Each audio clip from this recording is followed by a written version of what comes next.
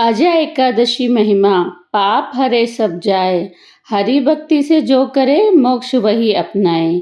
एकादशियों में एक श्रेष्ठ अजय एकादशी भाद्रपद मास में कृष्ण पक्ष में मनाई जाती है, जो कृष्ण जन्माष्टमी के तीसरे दिन मनाए जाने के कारण एक खास महत्व रखती है। व्रत राज ग्रंथ के अनुसार भादो मास की कृष्ण पक्ष की एकादशी तिथि को अजय एकादशी का व्रत रखा जाता है। सभी एकादशियों की तरह यह एकादशी भी भगवान विष्णु को समर्पित मानी जाती है। जय श्री विष्णु। स्वागत है आपका हमारे चैनल पे the Indian taste and culture.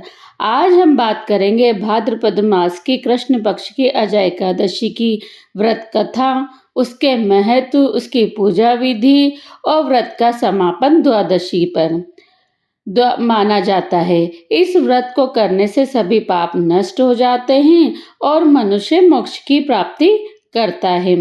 अब व्रत की शुरुआत कब करते हैं? व्रत की शुरुआत 10वीं रात को ही हो जाती है।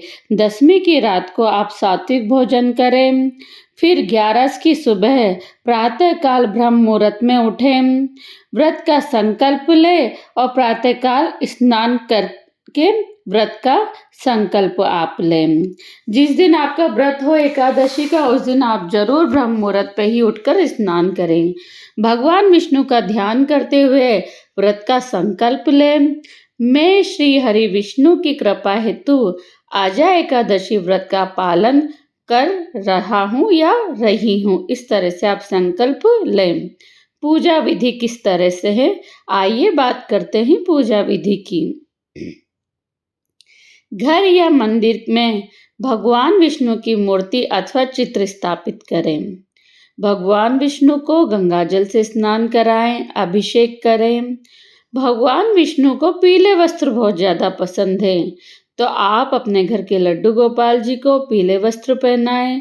तुलसी दल, फूल, धूप, दीप से पूजन करें। भगवान विष्णु को पंचामृत, फल, मिठाई और तुलसी पत्र अर्पित करें। ओम नमः भगवते वासुदेवाय का जाप करें या मंत्र करें। अजय एकादशी की कथा श्रवण करें या पाठ करें, या तो आप कथा को सुन सकते हैं या खुद भी आप पाठ कर सकते हैं। दिन भर उपवास रखें, फलहार या निर्जल व्रत रखें। रात्रि में जागरण करें और हरि नाम संकीर्तन करें। अब आती है व्रत का समापन कैसे होता है। तो व्रत का समापन द्वादशी के दिन होता है। अगले दिन द्वादशी तिथि पे स्नान कर भगवान विष्णु का पुनः पूजा करें।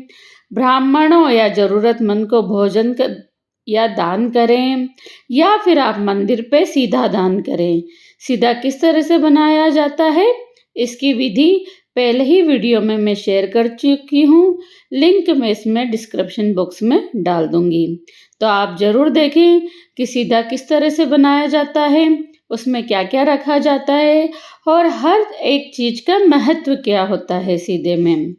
उसके बाद स्वयं भोजन ग्रहण करें और व्रत का पारण करें। तो इस तरह से एकादशी का आप द्वादशी के दिन समापन करें। इस दिन विशेष बात आपको ध्यान में रखनी है। इस दिन जो व्रत नहीं करते हैं उनको भी चावल का सेवन नहीं करना चाहिए। व्रत पूरी श्रद्धा नियम से करने पर सभी पाप नष्ट होते हैं और पुण्य की प्राप्ति होती है। ये व्रत आत्मा को शुद्ध करता है और मोक्ष प्रदान करता है। अब बात करते हैं अजय एकादशी की कथा सुनने से क्या लाभ मिलता है। कथा हम बाद में करेंगे, उससे पहले हम इसका लाभ जानते हैं। सनातन धर्म में अजय एकादशी का विशेष महत्व है। अजय एकादशी के दिन व्रत रखने से कई तरह के दुखों से निजात मिलने के साथ साथ सुख समृद्धि की प्राप्ति होती है। कहते हैं जो साधक या साधिका सच्चे मन से इस एकादशी को करता है उसे अश्वमेध यज्ञ के बराबर फल प्राप्त होता है।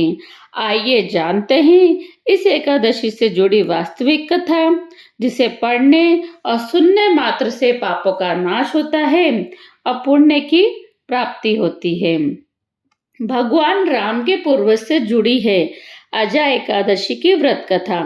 अजय एकादशी व्रत की कथा भगवान राम के पूर्वज इक्ष्वाकु वंश के राजा राजा हरिश्चंद्र से जुड़ी हुई है। राजा हरिश्चंद्र अत्यंत सत्यवादी राजा थे। अपने दिए वचन और अपनी सत्यता पूर्ति के लिए वे अपनी पत्नी तारामती और पुत्र राहुल तक का बेच देता है। स्वयं भी एक चांडाल का सेवक बन जाते हैं। राजा हरिश्चंद्र ने गौतम ऋषि के कहने पर अजय एकादशी का व्रत किया था, तब उन्हें कष्टों से मुक्ति मिली थी। आइए विस्तार से जानते हैं ये कथा, जिसे स्वयं भगवान श्री कृष्ण ने युधिष्ठिर सहित अन्य पांडवों को सुनाई थी। तो स्टार्ट करते हैं अजय एकादशी की व्रत कथा। युधिष्ठिर ने कहा, हे पुंडरीकाक्ष, मैंने श्रावण शुक्ल एकादशी अर्थात पुत्रदा एकादशी का सविस्तार वर्णन सुना। अब आप कृपा करके मुझे भाद्रपद माह के कृष्ण पक्ष की एकादशी के विषय में भी बतलाइए। इस एकादशी का क्या नाम है और इसके व्रत का क्या विधान है? इसका व्रत करने से किस फल की प्राप्ति होती है? श्री कृष्ण ने कहा, हे कुंती पुत्र, भाद्रपद माह के कृष्ण पक्ष की एकादशी को अजय एकादशी कहते हैं। इसका व्रत करने से सभी पाप नष्ट हो जाते हैं। इस लोक और परलोक में मदद करने वाली इस एकादशी व्रत के समान संसार में दूसरा कोई व्रत नहीं है। अब ध्यान पूर्वक इस एकादशी का महत्व श्रवण करो। पौराणिक काल में भगवान श्री राम के वंश में अयोध्या नगरी में एक चक्रवर्ती राजा हरिश्चंद्र नाम के एक राजा हुए थे। राजा अपने सत्यनिष्ठा और ईमानदारी के लिए प्रसिद्ध थे। एक बार देवता ने उनकी परीक्षा लेने की योजना बनाई।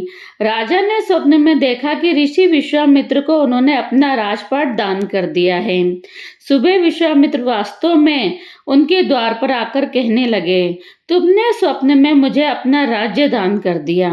राजा ने सत्यनिष्ठ व्रत का पालन करते हुए संपूर्ण राज्य विश्वामित्र को सौंप दिया। दान के लिए दक्षिणा चुकाने हेतु राजा हरिश्चंद्र को पूर्व जन्म के कर्म फल के कारण पत्नी, बेटा एवं खुद को बेचना पड़ा। हरिश्चंद्र को एक डोम ने खरीद लिया जो शमशान भूमि में लोगों के दाह संस्कार का काम करवाता था। स्वयं वह एक चांडाल का दास बन गए।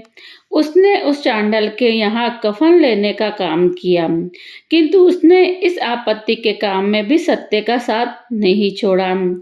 जब इसी प्रकार उन्हें कई वर्ष बीत गए तो उसे अपने इस नीच कर्म पर बड़ा दुख हुआ और वह इससे मुक्त होने की उपाय सोचने लगे।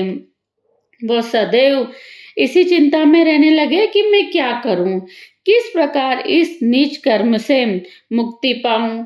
एक बार की बात है, वह इसी चिंता में बैठे थे कि गौतम ऋषि उनके पास आए। हरिश्चंद्र ने उन्हें प्रणाम किया और अपनी दुख भरी कथा ऋषि को सुनाई। राजा हरिश्चंद्र ने दुख भरी कहानी सुनकर महर्षि गौतम भी अत्यंत दुखी हुए और उन्होंने राजा से कहा, हे राजन, भादो माह के कृष्ण पक्ष की एकादशी का नाम अजा है। तुम उस एकादशी का विधान पूर्वक व्रत करो और रात्रि को जागरण करो, इसमें तुम्हारे सभी पाप नष्ट हो जाएंगे। महर्षि गौतम इतना कहकर अंतर्ध्यान हो गए। अजा नाम की एकादशी आने पर राजा हरिश्चंद्र ने महर्षि गौतम के कहे अनुसार विधान पूर्वक उपवास और रात्रि को जागरण किया। इस व्रत के प्रभाव से राजा के सभी पाप नष्ट हो गए। उस समय स्वयं में नगाड़े बजने लगे और पुष्पों की वर्षा होने लगी। उन्होंने अपने सामने ब्रह्मा, विष्णु, महेश और देवेंद्र आदि देवताओं को खड़ा पाया। उन्होंने अपने मृतक पुत्र को जीवित और अपनी पत्नी को राशि, वस्त्र, आभूषणों में परिपूर्ण देखा। व्रत के प्रभाव से राजा को पुनः अपने राज्य की प्राप्ति हुई। वास्तव में यह ऋषि ने राजा की परीक्षा लेने के लिए ये सब माया रची थी, परंतु अजय एकादशी के व्रत के प्रभाव से ऋषि द्वारा रची गई सारी माया समाप्त हो गई। अतः स्वयं हरिश्चंद्र अपने परिवार सहित स्वर्ग लोक को गए। ये कहा सुनाने के बाद मधुसूदन भगवान ने युधिष्ठिर से कहा, हे राजन, ये सब अजय एकादशी का व्रत का प्रभाव था। जो मनुष्य इस उपवास का विधि पूर्वक व्रत करेगा उसे सब पाप नष्ट हो जाएंगे, अंतिम में वह स्वर्गलोक को जाएगा। इस एकादशी व्रत की कथा के श्रवण मात्र से ही अश्वमेध यज्ञ की फल की प्राप्ति हो जाती है। तुलसी दल से पूजिए हरि विष्णु भगवान, सुख समृद्धि वरदान दे मिले सभी अज्ञान। अजय एकादशी का व्रत केवल पापों को मिटाने के लिए नहीं, बल्कि आत्मा को शुद्ध करने और भगवान विष्णु की कृपा पाने के एक दिव्य अवसर है। आप भी इस व्रत को श्रद्धा से करें और अपने जीवन में सफल बनाएं। अजय एकादशी का व्रत करें, हरि चरण धर ध्यान, पाप विनाशी पुण्यदायी मिले जन्म का क्लेश महान। आप सभी को अजय एकादशी की हार्दिक शुभकामनाएं। ऐसे ही भी हम आगे भी सभी 11 की कथा इस चैनल पे लाते रहेंगे। यदि अभी तक आपने the Indian taste and culture को सब्सक्राइब नहीं किया हो तो चैनल को सब्सक्राइब जरूर करें। आपको कथा अच्छी लगती हो तो लाइक करिए, अपनी फैमिली और फ्रेंड के साथ शेयर करना ना भूलिए। ओम नमः नारायण।